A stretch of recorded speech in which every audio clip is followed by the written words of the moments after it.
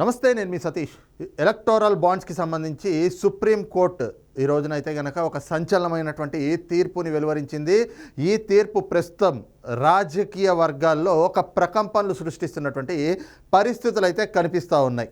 ప్రధానంగా electoral bonds ముఖ్యంగా చూస్తే ఏదైతే స్కిల్ డెవలప్మెంట్ స్కీమ్కి సంబంధించి అదొక స్కామ్ అంటూ తెలుగుదేశం పార్టీ జాతీయ అధ్యక్షులు చంద్రబాబు గారి మీద కేసు పెట్టిన సందర్భంలో అప్పుడు కోర్టులో విచారణ జరుగుతున్నటువంటి సమయంలో ఎలక్టోరల్ బాండ్స్ అనేటువంటి అంశం మనం చాలా వరకు విన్నాం. అందరికీ ఆ టైంలో ఎలక్టోరల్ బాండ్స్ అంటే అప్పటి వరకు తెలియని వాళ్ళకు కూడా ఆ ఉదంతంతో ఎలక్టోరల్ బాండ్స్ అంటే ఏమిటి అనేటువంటిది కూడా ఒక స్పష్టత వచ్చినటువంటి పరిస్థితి. అయితే ఒక్కసారి మళ్ళీ ఎలక్టోరల్ బాండ్స్ అంటే ఏమిటి అనేటువంటిది ఒక్కసారి చర్చించుకుంటే, ఏదైనా కానీ ఒక వ్యక్తి కావచ్చు, లేదా ఒక సంస్థ కావచ్చు, లేదంటే ఒక పరిశ్రమ కావచ్చు, ఎవరైనా కానీ ఏదైనా ఒక రాజకీయ పార్టీకి విరాళం ఇవ్వాలి అని అనుకుంటే వాళ్లకు సంబంధించినటువంటి సమాచారం ఏమీ చెప్పకుండా నేరుగా వాళ్ళుగా వాళ్ళ ఇష్టం వచ్చినటువంటి వాళ్ళకి ఆ విరాళాన్ని ఇవ్వచ్చు.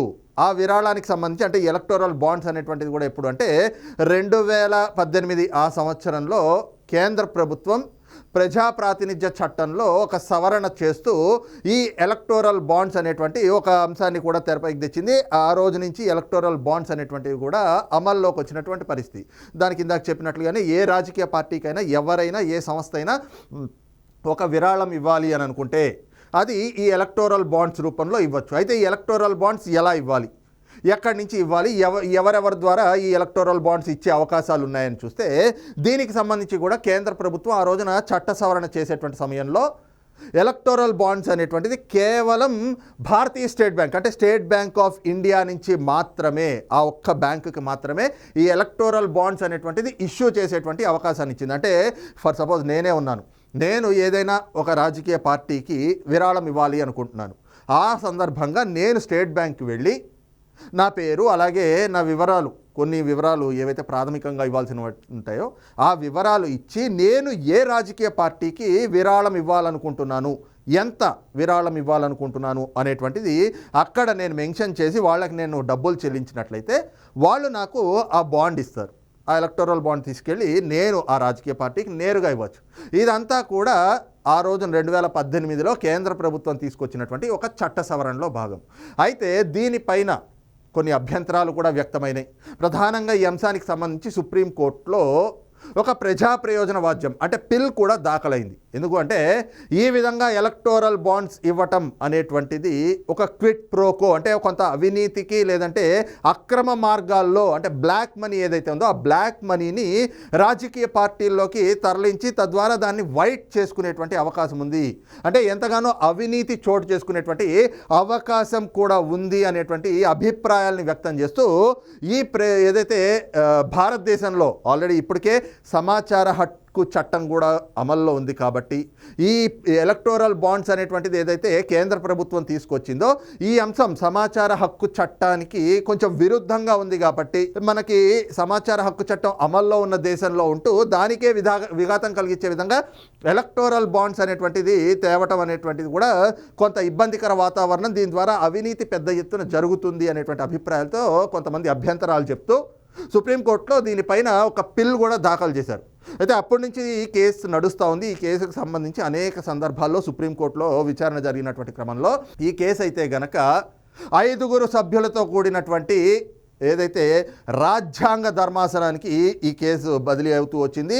ఇక రాజ్యాంగ ధర్మాసనం కూడా ఈ రోజున ఈ కేసు పైన ఇప్పటికే సుదీర్ఘకాలంగా విచారణ చేస్తూ ఈ రోజున ఈ కేసుకు సంబంధించి అంటే ఏదైతే ప్రజా ప్రయోజన వాద్యం ఎలక్టోరల్ బాండ్స్ అనేటువంటి దాన్ని తొలగించాలి అంటూ ఏదైతే పిల్ దాఖలైందో దానిపైన విచారణ చేసి ఈ రోజున తుది తీర్పునైతే గనక వెలువరించారు. ఆ తీర్పు ఏమిటి అన్నది కూడా చూస్తే ప్రధానంగా ఏదైతే సమాచార హక్కు చట్టం అమల్లో ఉన్నటువంటి దేశంలో ఉంటూ ఈ విధంగా ఎలక్టోరల్ బాండ్స్ తీసుకురావడం అంటే నిజంగానే అవినీతి పెద్ద ఎత్తున జరిగేటువంటి ఆస్కారం ఉంది. కాబట్టి ఎలక్టోరల్ బాండ్స్ అనేటువంటిది పూర్తిగా రద్దు చేస్తూ ఏదైతే ఎన్నికల సంఘం ఇప్పటి వరకు ఏ రాజకీయ పార్టీలకి ఎంతెంత ఎలక్టోరల్ బాండ్స్ వచ్చినాయి, ఎక్కడెక్కడి నుంచి వచ్చినాయి అనేటువంటిది ఇప్పటి వరకు అయితే మాత్రం దీనికి సంబంధించి ఏ విధమైనటువంటి సమాచారం చెప్పాల్సినటువంటి అవసరం లేదు అనేటువంటిది ఎలక్టోరల్ బాండ్స్ తీసుకొచ్చినటువంటి క్రమంలో ప్రజాప్రాతినిధ్య చట్టంలో పొందుపరిచారు. కానీ ఈ రోజున సుప్రీంకోర్టు ఇచ్చినటువంటి తీర్పుతోటైతే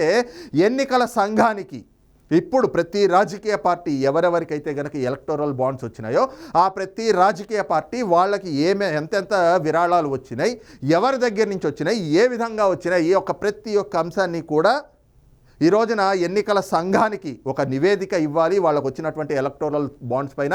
అదే సమయంలో ఆ ఎలక్టోరల్ బాండ్స్ను కూడా తిరిగి ఆ సంస్థలకి వెనక్కి విచ్చేయాలి అంటూ కూడా ఈ రోజున సుప్రీంకోర్టు ఒక సంచలనమైనటువంటి తీర్పునైతే ఇచ్చింది. మరి ఈ తీర్పునిస్తే దీనికి రాజకీయ పార్టీల్లో ప్రకంపనలకి ఏమిటి సంబంధం అనేటువంటి అనుమానాలు కలగచ్చు. కానీ ఇప్పటికే ఏదైతే సుప్రీంకోర్టు ఇచ్చినటువంటి తీర్పును కూడా ఒకసారి చూసినట్లయితే ఎలక్టోరల్ బాండ్స్ తిరిగి ఇచ్చేయాలి అని చెప్పేసి సుప్రీంకోర్టు ఈ రోజున ఆ తీర్పులో పొందుపరుచున్నారు. కాబట్టి ఇప్పటికే కొన్ని రాష్ట్రాల్లో ఉదాహరణకి చూస్తే తెలంగాణ రాష్ట్రంలో ఎన్నికలు అయిపోయినాయి. ఇక్కడ బీఆర్ఎస్ పార్టీకి చూసుకున్నట్లయితే కనుక దాదాపు 800 కోట్ల వరకు ఎంతో ఎలక్టోరల్ బాండ్స్ వచ్చినట్లుగా మనం కొన్ని కథనాలు కూడా చూసాం. మరి ఈ క్రమంలో వాళ్ళు కనుక ఏదైతే ఆల్రెడీ మాకు మొన్న ఎన్నికలు జరిగినాయి, అప్పటికి ఈ చట్టం అమల్లో ఉంది కాబట్టి ఆ ఎలక్టోరల్ బాండ్స్ ద్వారా మాకు వచ్చినటువంటి డబ్బులు ఏవైతే ఉన్నాయో, ఆ నిధులు ఏవైతే ఉన్నాయో వాటిని మేము ఎన్నికల సమయంలో కొంత వినియోగించాం కాబట్టి ఇప్పుడు కొన్ని సంస్థలకి మేము ఇవ్వలేము అనేది కనుక వాళ్ళు సుప్రీంకోర్టుకి చెబితే మరి సుప్రీంకోర్టు ఏ విధంగా స్పందిస్తుంది? మేము ఖర్చు చేశాం కదా, ఇప్పుడు మా దగ్గర లేవు అంటే సుప్రీంకోర్టు ఒప్పుకుంటుందా అనేటువంటి కొన్ని అనుమానాలు కూడా ఈరోజు తెరపైకి వస్తున్నటువంటి పరిస్థితి. మరి దీనిపైన ఏ విధమైనటువంటి చర్యలు ఉంటాయనేటువంటిది కూడా మరి ఇంకా పూర్తిగా తెలియాల్సినటువంటి పరిస్థితి కనిపిస్తుంది. అయితే ముఖ్యంగా ఈ ఎలక్టోరల్ బాండ్స్కి సంబంధించి ఈ రోజున తెలుగు రాష్ట్రాలకి మనం చూసుకున్నట్లయితే తెలుగు రాష్ట్రాల్లో ఏ రాజకీయ పార్టీ అయినా కూడా సుప్రీంకోర్టు ఇచ్చినటువంటి తీర్పుతోటి వణికిపోతా ఉంది అంటే అది మాత్రం వైఎస్ఆర్ కాంగ్రెస్ పార్టీ అనేటువంటి అభిప్రాయాలు కూడా రాజకీయ విశ్లేషకుల నుంచి వ్యక్తమవుతూ ఉన్నటువంటి పరిస్థితి. ఎందుకంటే ముఖ్యంగా మనం చూసాం స్కిల్ డెవలప్మెంట్ స్కీమ్కి సంబంధించి ఆ కేసు ఏదైతే స్కామ్ అంటూ కేసు వేశారో ఆ సమయంలో వైఎస్ఆర్ కాంగ్రెస్ పార్టీ తెలుగుదేశం పార్టీ మీద అంటే జగన్మోహన్ రెడ్డి గారి ప్రభుత్వం తెలుగుదేశం పార్టీ మీద ఒక అభియోగాన్ని మోపింది, ఒక ఆరోపణ చేసింది. ఏమిటి అంటే ఈ స్కిల్ డెవలప్మెంట్ కేసు ద్వారా అంటే స్కిల్ డెవలప్మెంట్ స్కీమ్ అనేటువంటి దాన్ని పెట్టి దాని ద్వారా స్కామ్ చేశారు. ఆ స్కామ్ ద్వారా తెలుగుదేశం పార్టీకి దాదాపుగా 29 కోట్ల రూపాయలతో అక్రమ మార్గంలో ఈ విధంగా ఎలక్టోరల్ బాండ్స్ రూపంలో డబ్బులు వచ్చి చేరినాయి. కాబట్టి ఆ డబ్బులు ఎవరైతే విరాళం ఇచ్చారో వారి వివరాలు చెప్పాలి అంటూ ఆ రోజున సిఐడి అధికారులు తెలుగుదేశం పార్టీకి నోటీసులు కూడా ఇచ్చారు. కోర్టులో కూడా దీనిపైన పెద్ద ఎత్తున వాదనలు కూడా వినిపించారు. ఆ సందర్భంలోనే తెలుగు రాష్ట్రాలు అంటే ముఖ్యంగా ఆంధ్రప్రదేశ్లో ఉన్నటువంటి ఏ రాజకీయ పార్టీకి ఎంతెంత ఎలక్టోరల్ బాండ్స్ రూపంలో విరాళాలు వచ్చినాయి అనేటువంటిది కూడా చాలా చర్చ జరిగినటువంటి పరిస్థితి. ఈ క్రమంలో ఈ రోజున ఏదైతే సుప్రీంకోర్టు ఇచ్చినటువంటి తీర్పు ఉందో ఆ అంశం ఈ రోజున వైఎస్ఆర్ కాంగ్రెస్ పార్టీలో ఒక ప్రకంపనలు సృష్టిస్తూ ఉంది. ముఖ్యంగా జగన్మోహన్ రెడ్డి వెన్నులో వణుకు పుట్టిస్తూ ఉంది ఈ తీర్పు అనేటువంటి అభిప్రాయాలు కూడా వ్యక్తమవుతున్నాయి. కారణం ఏమిటి అంటే అసలు ముఖ్యంగా వైఎస్ఆర్ కాంగ్రెస్ పార్టీకి ఏ విధంగా విరాళాలు వచ్చినాయి, ఎంతెంత విరాళాలు వచ్చినాయి అవి ఒకసారి చూసిన తర్వాత పూర్తిగా చర్చించుకుందాం. ముఖ్యంగా చూస్తే ఎలక్టోరల్ బాండ్స్కి సంబంధించి 2018 నుంచి 2023 వరకు ఒక్కసారి వివరాలు చూసుకుంటే ఏ పార్టీకి ఎంత వచ్చినాయి అనేటువంటిది చూస్తే 2018-2019 సంవత్సరం అంటే ఇంకా అప్పటికి వైఎస్ఆర్ కాంగ్రెస్ పార్టీ అంటే జగన్మోహన్ రెడ్డి అధికారంలోకి రాలేదు. అధికారంలోకి రాకముందే జగన్మోహన్ రెడ్డి పార్టీకి ఎలక్టోరల్ బాండ్స్ రూపంలో ఎంత వచ్చినాయి? 99.84 కోట్ల రూపాయలు ఎలక్టోరల్ బాండ్స్ రూపంలో వచ్చినాయి. మరి తెలుగుదేశం పార్టీ ఆ రోజున అధికారంలో ఉన్నా కూడా తెలుగుదేశం పార్టీకి వచ్చినటువంటి ఎలక్టోరల్ బాండ్స్ రూపంలో విరాళాలు ఎంత? 27.56 కోట్లు. అలాగే చూస్తే 2019-2020 సంవత్సరానికి చూస్తే అధికారంలోకి వచ్చిన మొదటి ఏడాదిలోనే జగన్మోహన్ రెడ్డికి వైఎస్ఆర్ కాంగ్రెస్ పార్టీకి ఎంత వచ్చినాయి ఎలక్టోరల్ బాండ్స్ రూపంలో విరాళాలు? 74.35 కోట్ల రూపాయలు అంటే 74.35 లక్షల రూపాయలు. అదే సమయంలో టీడీపీకి ఎంత వచ్చినాయి? 81.60 లక్షల రూపాయలు. 81.60 లక్షల రూపాయలు. అలాగే 2020-2021 సంవత్సరం అందరికీ బాగా గుర్తుండే ఉంటుంది. కరోనా వచ్చి కరోనా విలయ తాండవం ఆడుతున్నటువంటి సమయం అది. మరి అలాంటి కరోనా వచ్చిన సమయంలో కూడా జగన్మోహన్ రెడ్డి పార్టీకి ఎలక్టోరల్ బాండ్స్ రూపంలో వచ్చినటువంటి విరాళాలు ఎంత? 96.25 కోట్లు అంటే 96,25,00,000 ఏది ఒక పక్కన కరోనా వచ్చింది, దేశవ్యాప్తంగానే కాదు పూర్తిగా అంతర్జాతీయంగా కూడా ఆర్థిక వ్యవస్థ ఒక పక్కన పతనమైపోతూ ఉంటే వైఎస్ఆర్ కాంగ్రెస్ పార్టీకి మాత్రం 96,25,00,000 రూపాయలు ఎలక్టోరల్ బాండ్స్ రూపంలో వచ్చినాయి. మరి ఆ సంవత్సరం టీడీపీకి చూస్తే ₹1 కూడా విరాళం రాలేదు.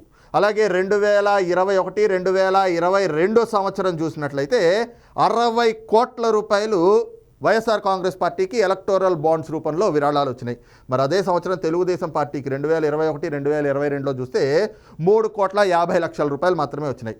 అలాగే 2022, 2023 చూస్తే వైఎస్ఆర్ కాంగ్రెస్ పార్టీకి ఎంత వచ్చినాయి అనేటువంటిది ఇంకా అధికారికంగా ఎక్కడ సమాచారం రాలేదు. కానీ టీడీపీకి మాత్రం మొత్తం 34 కోట్ల రూపాయలు వచ్చినట్లుగా అయితే కనిపిస్తోంది. ఈ క్రమంలో ఒకసారి వైఎస్ఆర్ కాంగ్రెస్ పార్టీ చూస్తే 330 కోట్ల రూపాయలు కేవలం 2019, 2020, 21, 22 4 వైఎస్ఆర్ కాంగ్రెస్ పార్టీకి వచ్చినటువంటి విరాళాలు 330 కోట్ల రూపాయలు కనిపిస్తోంది. అదే తెలుగుదేశం పార్టీకి చూస్తే 135 కోట్ల రూపాయలు మాత్రమే కనిపిస్తోంది. అది 5 ఏళ్లకి కలిపి 2018, 19, 2019, 20, 2020, 21, 2021, 22, 2022, 23 ఇలాగా 5 ఏళ్లకి కలిపి చూస్తే తెలుగుదేశం పార్టీకి వచ్చింది 130 కోట్ల రూపాయలు అయితే వైఎస్ఆర్ కాంగ్రెస్ పార్టీకి మరి 330 కోట్ల రూపాయలు విరాళాలు వచ్చినాయి. మరి దీనికి సంబంధించి ఈ రోజున వైఎస్ఆర్ కాంగ్రెస్ పార్టీ మరి రేపు లెక్కలు చెప్పాలి కదా. ఎందుకంటే అనేక సంస్థల నుంచి జగన్మోహన్ రెడ్డి గారి సొంత సంస్థలైనటువంటి సండూర్ పవర్ ప్లాంట్స్ ఇలాంటి సంస్థల నుంచి కూడా అనేక విరాళాలు వచ్చినాయి. మరి ఈ విరాళాలకు సంబంధించి ఎందుకు ఇచ్చారు, ఏ విధంగా ఇచ్చారు, ఎవరిచ్చారు, ప్రతి ఒక్కటి కూడా ఈ రోజున ఎలక్టోరల్ బాండ్స్కి సంబంధించినటువంటి వివరాలు ఎలక్షన్ కమిషన్కి ఇవ్వాలి అని సుప్రీంకోర్టు నివేదిక ఇచ్చింది కదా. మరి ఈ నివేదికతోటి జగన్మోహన్ రెడ్డి ఏ విధంగా ఎలాగా అక్రమాలు చేస్తూ ఉన్నారు, ఏ విధంగా అవినీతి చేస్తూ ఉన్నారు అనేటువంటివన్నీ కూడా ఎక్కడ బట్టబయలవుతాయో అనేటువంటి ఒక భయం అయితే గనక సుప్రీంకోర్టు ఇచ్చినటువంటి తీర్పుతో జగన్మోహన్ రెడ్డిని వెంటాడుతున్నట్టుగా కనిపిస్తుంది అనేటువంటి అభిప్రాయాలు కూడా ఈ రోజున రాజకీయ విశ్లేషకుల నుంచి వ్యక్తమవుతా ఉంది. ఓవరాల్గా మాత్రం ఏదైతే ఎలక్టోరల్ బాండ్స్ పైన సుప్రీంకోర్టులో రాజ్యాంగ ధర్మాసనం ఇచ్చినటువంటి తీర్పు రాజకీయంగా ప్రకంపనలు సృష్టిస్తూ ఉంటే జగన్మోహన్ రెడ్డికి మాత్రం వెన్నులో వణుకు పుట్టిస్తూ ఉంది అనేటువంటి వాదన కూడా ఈరోజు చాలా బలంగా వినిపిస్తున్నటువంటి పరిస్థితి ఆంధ్రప్రదేశ్లో కనిపిస్తూ ఉంది. మరి ఈ అంశం పైన మీ అభిప్రాయం ఏమిటి అనేది కూడా కామెంట్ సెక్షన్లో మెన్షన్ చేయండి. Thank you.